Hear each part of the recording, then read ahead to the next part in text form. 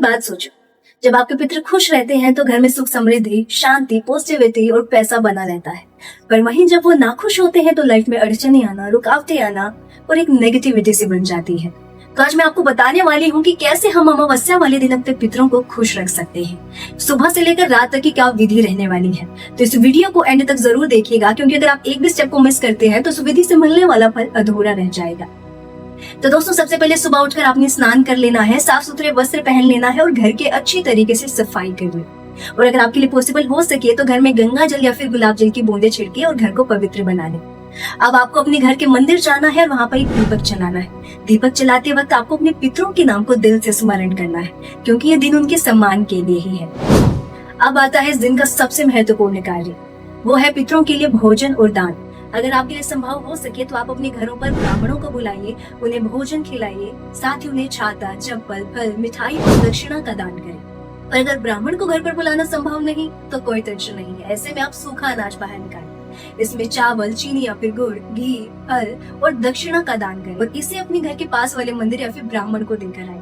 Important ये है कि इस दिन आपके हाथों पितरों के लिए दान होना बहुत ज्यादा जरूरी है। अब डे टाइम में आपको एक लोटा जल लेना है, उसमें चावल डाल लीजिए, तिल डाल लीजिए, साथ ही चीनी या फिर गुड़ डाल लीजिए और इस जल को पीपल पर चढ़ाना है। साथ ही इस जल को पीपल पर चढ़ाते हुए आपको अपने पितरों के नाम को स्मरण करना है और उनसे अपनी गलतियों के लिए क्षमा मांगनी है और कहना है कि वो अपने आशीर्वाद को आप पर और आपके परिवार पर बनाए रखें। साथ ही ध्यान रहे, इस दिन शिवलिंग पर काला तिल और जल चढ़ाना ना भूलें। अब आते हैं संध्या के सबसे महत्वपूर्ण कार्य पर। संध्या के समय आपको अपने घर के किसी पास वाले मंदिर जाना है और वहाँ पर पीपल के पेड़ के नीचे सरसों के तेल का दीपक जलाना है और फिर घर वापिस आकर विदाई दीपक बनाना है।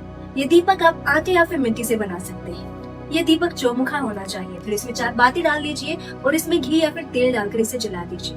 और अब आपको अपने घर के बाहर की बाईं तरफ एक मुट्ठी चावल रखना है, उस पर एक सिक्का रखना है और इस चौमुखी दिए को रखकर जला लेना है। जब आप इस दिए को जलाएंगे तब आपको अपने पितरों को याद करना है, उनसे कहना है कि हे पितृदेव, अब आपका आपकी लोक जाने का समय आ गया है। मुझे मेरी गलतियों के लिए क्षमा करें और अपने आशीर्वाद को मेरे और मेरे परिवार पर बनाए रखें। और फिर अंत में एक छोटा सा हवन करवा लेना है। ये हवन आप सुबह या फिर शाम, जैसा भी टाइम आपको सही लगे, आप करवा सकते हैं। हवन करवा लेने से घर में प्योरिटी आ जाती है और घर की सारी नेगेटिविटी है वो खत्म हो जाती है, साथ ही आपके पितरों को भी शांति मिलती है।